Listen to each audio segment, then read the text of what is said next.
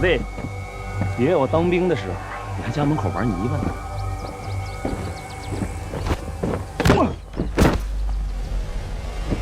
还有劲儿吗？这。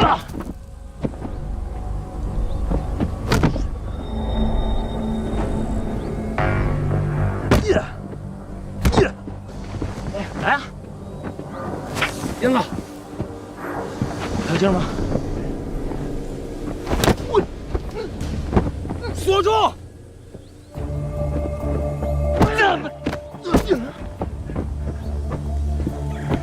行啊！呀，就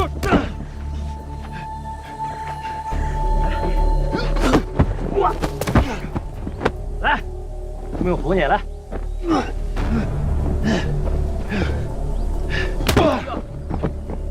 叶培云，挺住！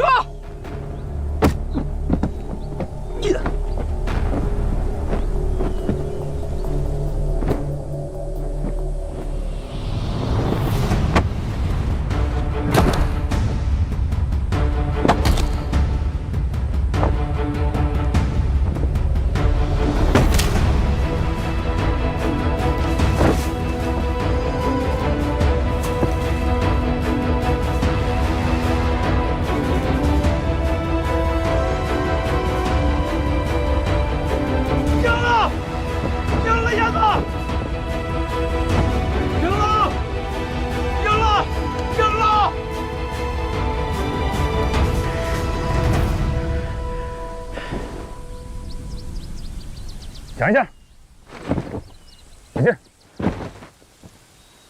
首先要祝贺大家通过了特战选拔中最困难、最残忍，也是最反人性的岳父训练。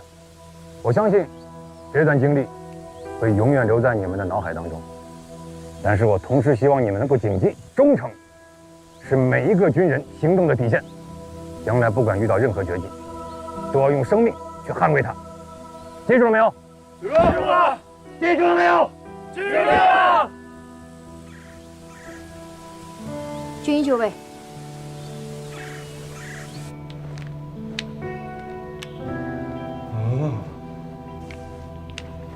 啊，疼！哎，大夫，你稍微轻点，硬汉也怕疼。特战队员嘛，连这点疼都害怕。大夫，你是不知道啊，我们那训练，哎，不就是虐服训练吗？我们这儿每年都有。就没人出事吗？能有什么事儿啊？都是皮外伤。你们不是也被车拖着在泥地里滚了几圈吗？那条路啊，被老兵清理过好几遍了，危险都已经排除了。老兵还亲自试验过，确保安全。至于其他的训练科目，都是经过严格的测试跟评估的。所以你们受的那些心理上的折磨，远胜于身体。大部分人呢，都是被吓的。哇，原来是这样。检查完了，没什么大事，按规矩留院观察。行，下一个。好嘞，老肖，你来吧。不是，我听完大夫这么说完，我感觉我好多了。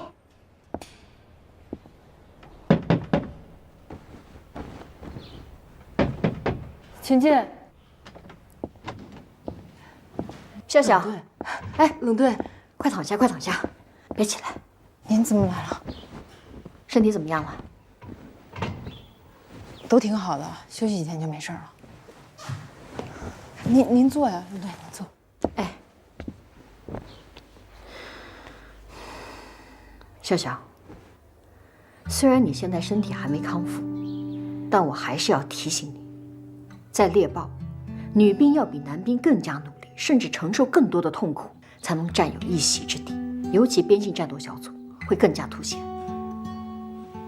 我不怕，我相信自己可以克服所有问题。男兵虽刚，但我们女兵刚柔并济，我对自己有信心。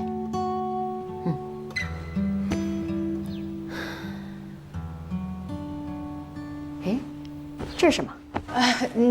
没什么呀，吃着玩的。给谁织的？没谁，闲着无聊吃着玩的。行了行了，不问你了。好好检查啊，你伤得那么重。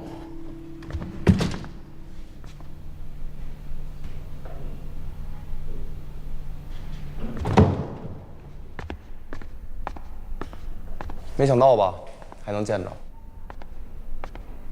检查完了，刚检查完，挺好。我准备回去了。你有什么话要带给班长吗？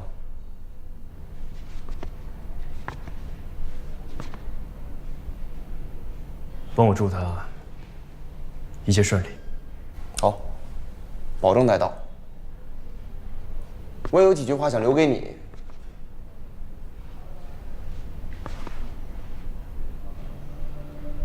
其实，高准被淘汰的时候，我就想走了。我之所以留下来，只是想证明我不比别人差。你想说什么呀？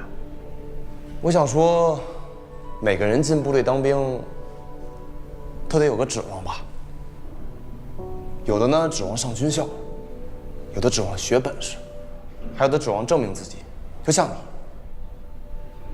我之前一直认为自己一定能够成为一名优秀的特战队员，可是，在虐俘训练之后，我才明白，在双方无所不用其极的特种作战战场上，我很可能会拖累我的队友。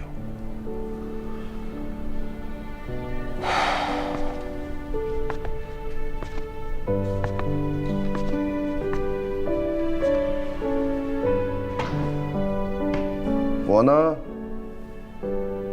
往后的指望就是多交几个好兄弟，将来能多个照应。我还是继续当我的班副吧。至于这特战队员，就由燕破月你这种更适合的人去当。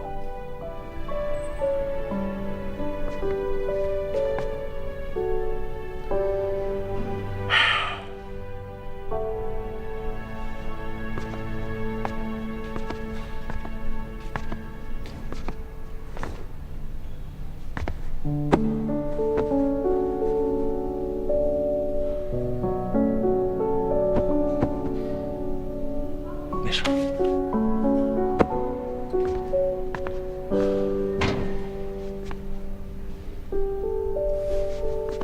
哎，其实我挺羡慕你的，真的，因为不是人人都能像你一样，有天赋，命还好，长得帅，你身上有一股怎么说呢，什么都无法阻挡的那种冲劲儿。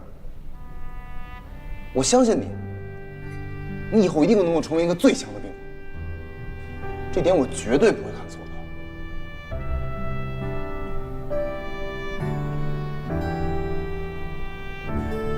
谢了。但再强，你也只是个兵。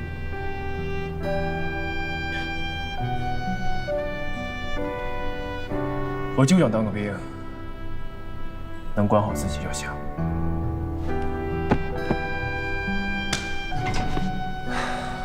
再见了，燕破月。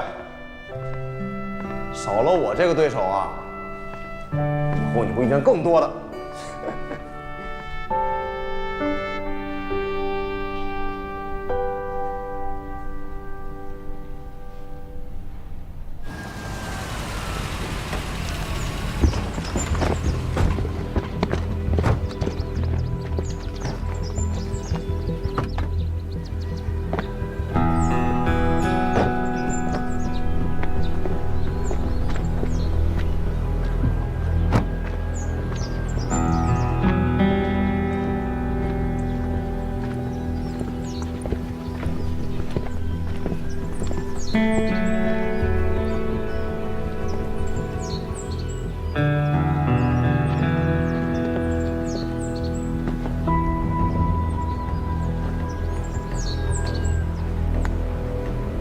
鲁等，传老大约坤爸吃饭，只能上去3个。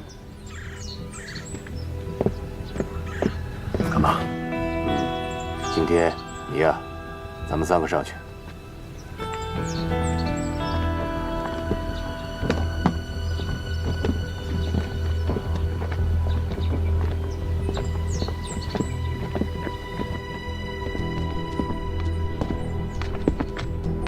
大老板，坤爸，哎呀，多年不见，生意兴隆啊！嗨，混个日子嘛，跟您比差远了。坤爸，快请坐，请坐。好嘞。坤爸这次来，打算要几个小孩？你现在还在乎赚这些小钱吗？嗨，老本行了嘛。听说你在中国做了一些新生意，物美价廉。先生，您是做边境的，我是销往内地的，咱们之间不冲突的吧？无妨，我只是对新的东西感兴趣。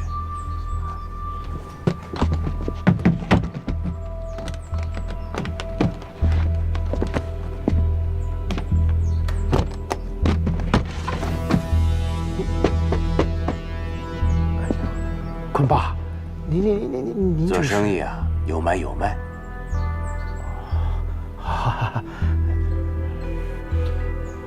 快去拿点新猪肉过来。坤爸，精神不错啊。还行。哎，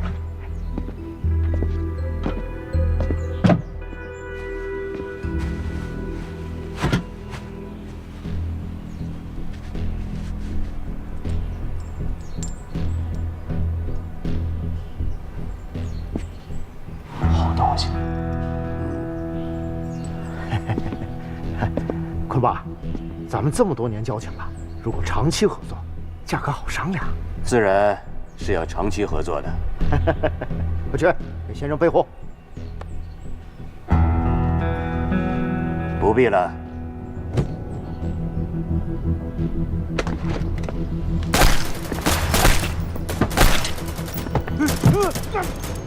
你们黑吃黑呀！谁让你手伸这么长？现在有人花大钱铺路，内地这块肉，你也敢抢？坤爸，咱们这么多年交情，放我一马，我所有东西都给你。我想要什么，还需要你给吗？老爸，东西和人都找到了。新型的病毒是你研制的，很好。没用了。坤爸，别走啊！坤爸，你放过了我吧！坤爸，我求你了！坤爸，回来！坤爸，我。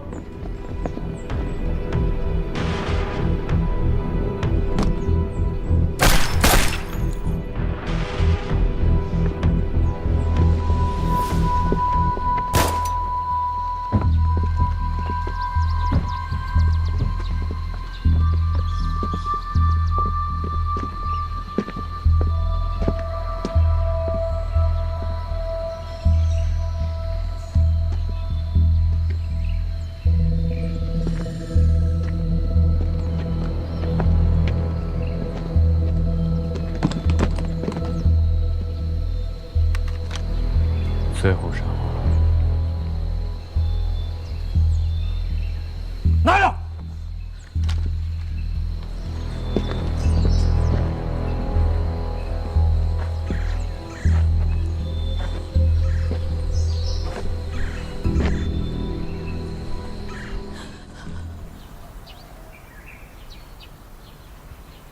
向右转，齐步走。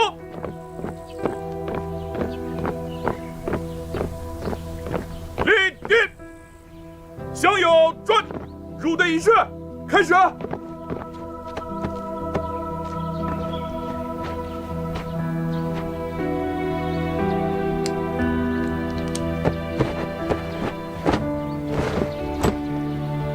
敬礼，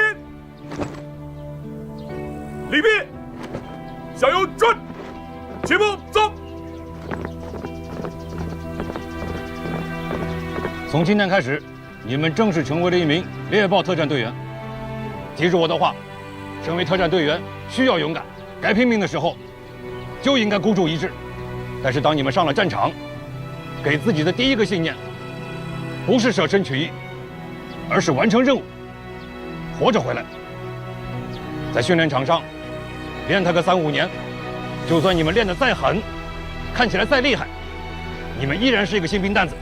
你们必须在一场场战斗中存活下来，一点一点的积累实战经验，直至身经百战。你们要把身上的勇猛如虎变成狡猾如狐，外加凶狠如狼，分则独占千里，和则天下无敌。最终，你们将带着荣耀和军功章回家，这才是真正的猎豹，这才是我秦风想要的兵。明白了吗？全体都有，立正。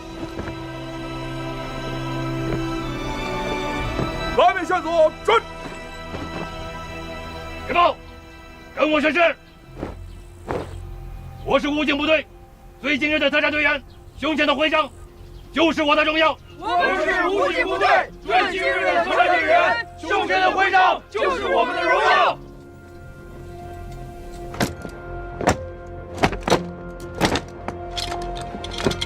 我们在鲜为人知的大山中磨砺自己的杀敌技术。也许我们一生都没有利剑出鞘、为国而战的机会。也许，直到我们脱下军装，也没有拿到一枚军功章。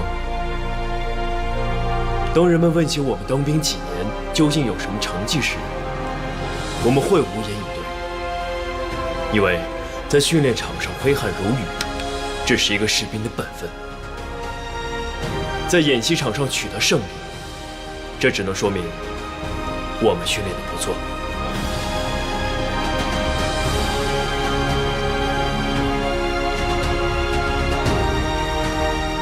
就像那些一直放在武器库中，绝不会主动使用的核武器，它们有的已经封存了几十年，最终都会被逐一销毁，但它们有存在的价值和意义。同样的，就是因为有了几百万共和国的守卫者，我们的祖国才迎来了最宝贵的和平与发展。我们可以断言，到了今时今日，再也没有哪个国家敢于轻易对中国延展。开上一艘战舰，对着中国打上几发炮弹，就能让中国屈膝的时代，已经一去不复返。在大厦将倾时力挽狂澜是英雄，用自己无悔的青春，用训练场上的摸爬滚打，用演习时的胜利与成长，支撑起了共和国的脊梁，将危险和死亡拒之门外，让自己的亲人和朋友可在一片和平的沃土上平凡而幸福地活着，这更是英雄。早上好，各位。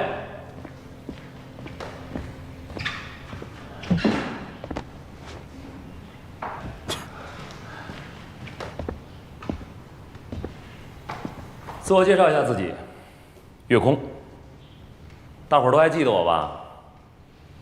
哎呦，一看见你，我这脑袋又开始疼了。对不起，生死较量，必须拼尽全力。你是用尽全力了，可我并没有。不服啊？可以再比一次。不用了，生死，我跟你们有那么大仇吗？没有。老炮欺负菜鸟，边境第一。老炮发过的誓，也是一诺千金。我就想知道，还算不算输了？输了，我以后都听你的，你让我干什么干什么。以后都听你的是吗？可以，但你得先变成一个有脑子的指挥员。我不想因为你的心慈手软，白白的把命丢了。我是好人。不能走，那你说怎么办？举手表决。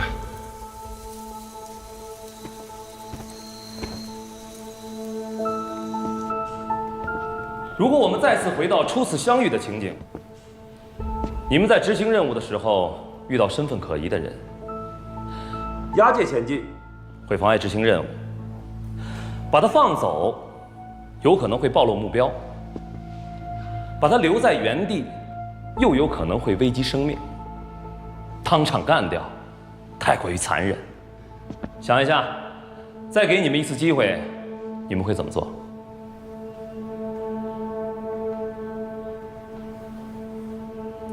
不光是你们，这对于世界上任何一支孤悬敌后的特战小队来说，这样的选择都是不可避免的。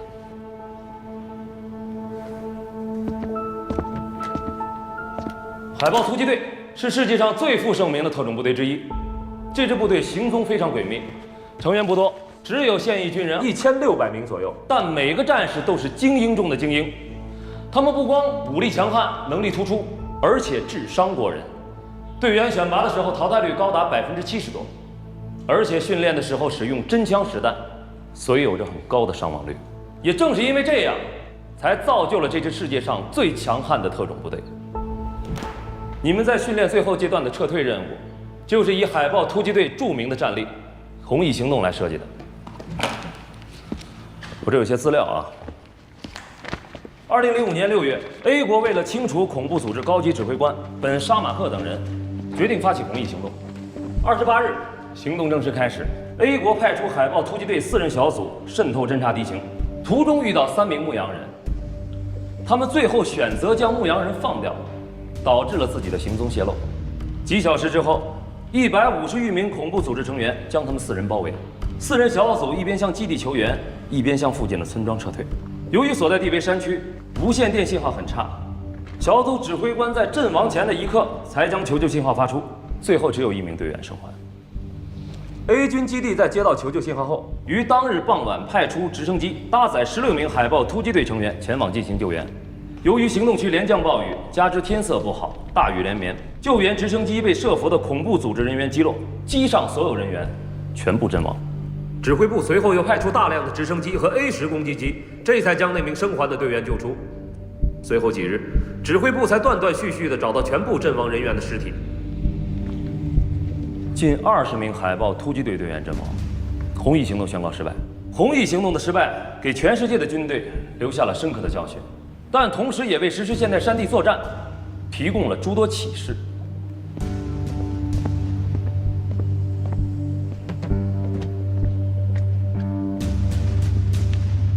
下面我有一个问题要问问大伙儿：假如由你们当中的一员来指挥这次行动，你们会怎么做？想一想。报告。讲。我认为制定行动计划务必周密细致，红翼行动的方案漏洞百出，他们的失败警示我们，在筹划作战行动时，应高度关注3个方面的问题。一是行动方案应力求详尽，大到整个行动体系，小到每名参战人员的具体细节，都不能遗漏。比如，当地连降暴雨，而军方的行动方案对天气情况几乎没有考虑。二是应充分考虑各种突发状况，要有不同的应急预案。如军方在实施第1次营救时，未充分考虑可能被伏击等突发状况，没有可行的应对方案，最终导致机毁人亡。3是行动前需进行实战化的仿真演练，可依托训练基地，通过反复在近似于行动区域的地区进行仿真演练，不断地发现问题、解决问题，使每名参战人员尽可能地熟悉行动细节，减少失误。完毕。走。这战场瞬息万变，哪儿那么多时间演练？大点声，小心些。是。我认为山地作战需重视通讯要素。试想，如果求救信号呢能够早些发出去，或是4人小队可以一直与空中力量保持联系，那么整个战局可能大不一样。这告诉我们，山地作战情况特殊，高山莅林，沟多谷深，对无线电通讯效果影响非常大，对无线电的器材设备性能要求比较高。这启示我们，山地作战必须考虑通讯要素，根据不同的地形地域选择最适宜的电台、卫星电话、简易通讯器材等通讯设备，务必确保通讯畅通。完毕。坐。怎么都是新队员在回答问题啊？老队员呢？这战术早10年前我们就研究烂了，让年轻人说吧。别摆架子，起来说，永不执行。我认为作战支援保障不能滞后，4人侦察小组自始至终处于孤立无援的境地，基地派出的营救力量也由于机毁人亡未能得到任何的支援，这些都是致命的失误，都显示出作战支援保障的不力。接到求救信号后，军方明知事发地发生激烈战斗，却并未派出无人机等侦察监视力量进行详细的侦查，并贸然派出特战队员前往救援，且无空中火力护卫支援，因此很容易被设伏的敌人击中。此外，救援直升机坠机后，才再次派出大量直升机，为时已晚，耽误了宝贵的营救时机。这些都显示出作战支援保障的滞后没有与行动有效衔接、同频共振，还有行动撤离环节应该引起重视。有了第一次被火箭弹击中而机毁人亡的教训，军方在营救幸存队员撤离时开始有所转变，不仅对营救对象和附近环境进行了细致甄别与勘察，还出动攻击机等空中力量进行支援。这也使得希望在该地再次伏击的敌人未能如愿。军队实践中，撤离行动往往不会引起足够的重视，但事实证明，撤离也是作战行动的重要环节，不容忽视。报告完毕。坐。是。说得好啊！我想提醒在座的各位啊，在一切行动中，绝不能忽视人的决定性因素。红翼行动计划制作得非常粗糙，敌情观念非常淡薄，这和军人自身的过度自负、轻敌大意密不可分。随着现代科学技术的高速发展，武器装备更新换代的速度也在不断加快，以及战争形态的不断演变，在未来的战争中，对人的要求只会越来越高。倘若人的因素不能发挥得好，只会导致各种各样的问题出现，甚至会将我方逼入绝境。报告，讲。大队长，我们猎豹和海豹相比，在战斗力上是否有差距？如果有，那这个差距有多大？两支部队谁强谁弱，只有正面交锋才能真正体现。你们很幸福啊，生活在一个和平的国家，没有经历大规模战争的洗礼。但是，国际形势风云变幻，很可能爆发突然的战争，甚至是局部冲突。到那个时候，我们就能够展示和验证自己的战斗力。如果我们没有对比，那目标在哪里？白龙，到。告诉他，是。最强大的对手，永远都是昨天的自己。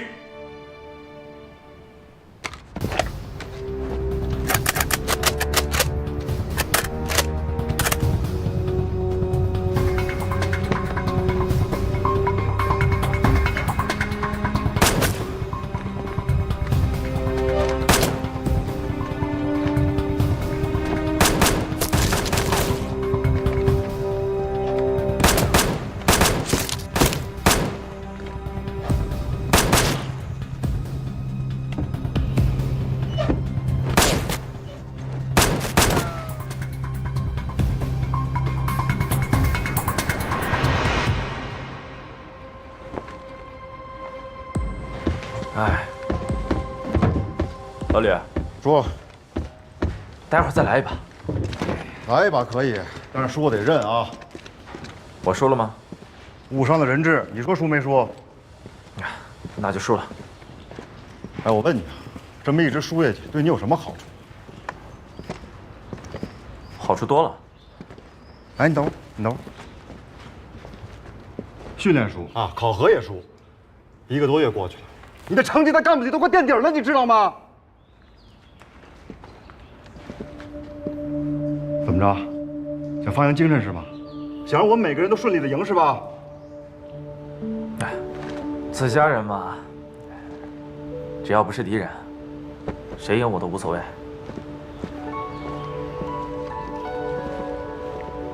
白龙一归队，你魂都散了。白龙他是处处故意找茬，但你不能跟他计较。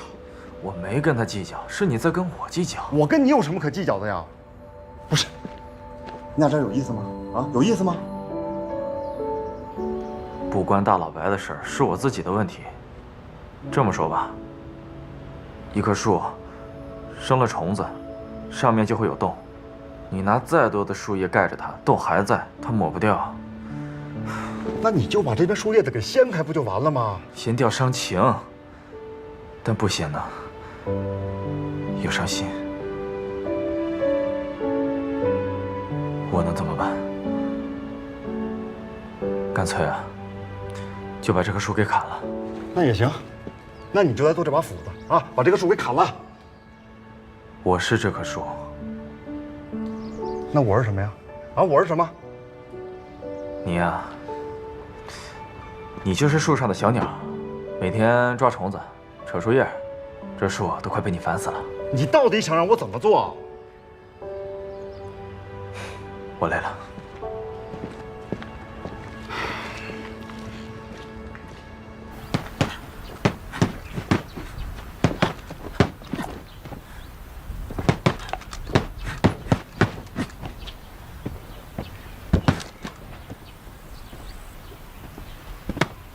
看什么？想和你请教。现在是战友了，混吧。你是怎么练成现在这样的？执行过任务吗？执行过。杀过人吗？杀过。想过死吗？没有。把每一天当做最后一天再去练。等等，你说的是假定情景，我需要一个答案。最好不要有答案，如果有了，一定是件悲伤的事情。这个答案足够支持你去挑战曹班。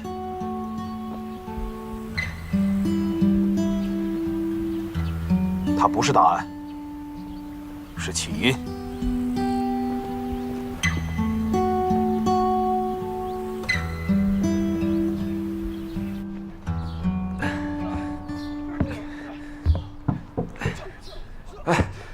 大队长，随便聊两句。啊，走。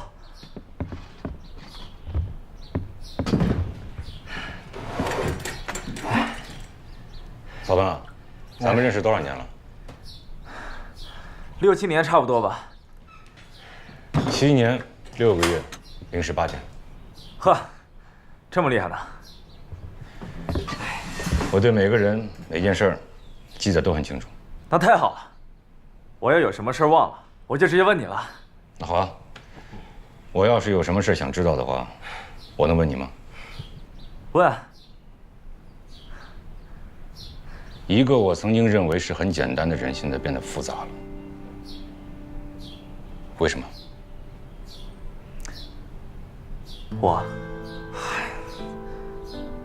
旅途是不是？那小子说的话你就不要信。当然，你信他还是信我？我希望你把你的笑容建立在快乐之上，而不是无奈。我没有无奈。是，他肯定跟你说过了。最近考核呢，我的成绩是不是很理想？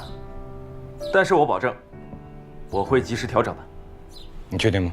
确定。我不确定。我看过你的训练报告，大部分的训练科目完成的都非常不错，但是在一些关键节点上就出现了问题。后来我调取了你的训练录像，我发现，在关键节点的关键行动上，你的失误竟然毫无犹豫。这说明什么？这说明我确实是大意了。上次你行动的时候，连一个可疑的弹壳你都没放过，这叫大意。是不是不用实弹你就不会开枪了？不是队长，这个我是老兵，但是老兵呢，他也是人，对不对？这个是人呢，就多多少少会有点失误，可以理解，可以理解。是人，就有人性，人性都是复杂的。你的这种毫无犹豫的失误，对于我来说不是大意，是故意。队长，我真没故意。白龙回来了，我却要失去草奔，值得吗？不是队长，这事儿吧，他跟白楼没关系，就是我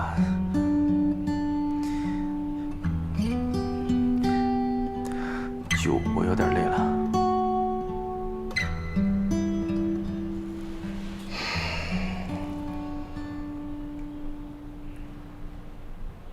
要不要休个假？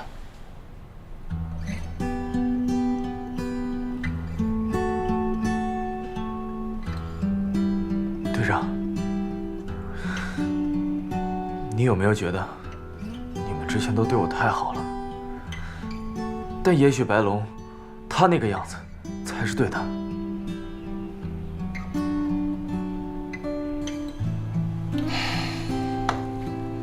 你的意思我明白了。在这件事情上，任何人都无法从你的角度去体会。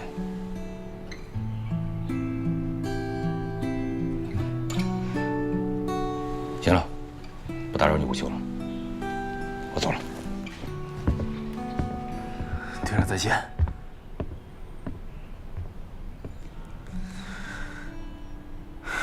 我们猎豹突击队在执行常规任务时，通常分小队行动，所以经中队党支部研究决定，先将你们5人编为猎豹突击队第1大队第9作战小队。由于这个小队的编制通常为8人，而你们呢只有5人，所以我特地为你们挑选了3名老队员加入到你们当中。马良到，爆破专家，曾经成功拆卸过上千件的爆炸物。穆青到。军医大学毕业的高材生医学硕士，岳空到。这位不用多给你们介绍了吧？在此之前呢，你们已经打过多次交道，他也给你们整得够呛。岳空也是我们猎豹突击队最资深的狙击手。报告。讲。那我负责什么？你是狙击观察员，你负责狙击观察，与岳空配合。怎么了？有问题吗？服从安排。我想想。到。出列。是。到底有没有问题？没有。我们这里是作战部队，如果没有问题的话，就把你的情绪给我收起来。都给我听着，你们适合什么样的位置，都是经过我们严格的甄选还有评比，最终得出的结果。如果有不满意的，现在就可以走人。都给我记住了，在小队作战中，个人情绪会给集体带来不可估量的影响，都听明白了吗？明白。郭小小，你明白了吗？明白。大点声。明白。入列。是。岳空到。穆青到。马良到。入列。是。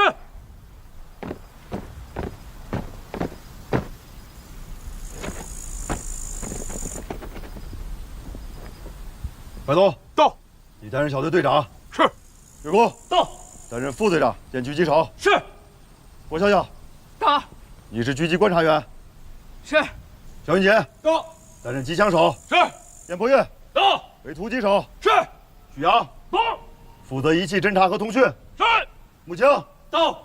负责医疗。是。马良到。为爆破专家。是。我们已经跟每位新学员配备了专业的教官，以增强你们的专业技能。还有，每位小队成员都必须配合小队进行常规的战术演练，以快速增强你们的默契度、凝聚战斗力。都听明白了吗？明白。副队长，往后你在队伍听谁的？我就是那磨盘上的磨，听驴的。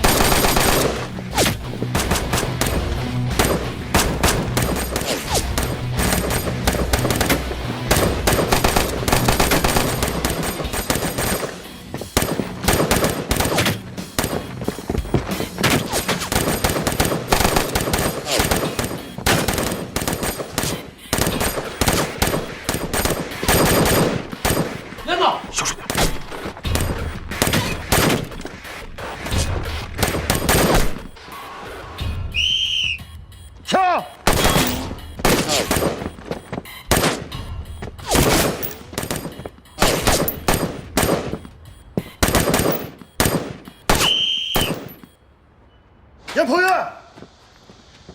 到，知道自己在干什么吗？啊，擅自行动，1半多都被你害死了。报告，白人小队不够灵活，突进速度太慢，为了达到突袭的效果，阵前顾后只会影响速度。在战场上，你的敌人会是这些人吗？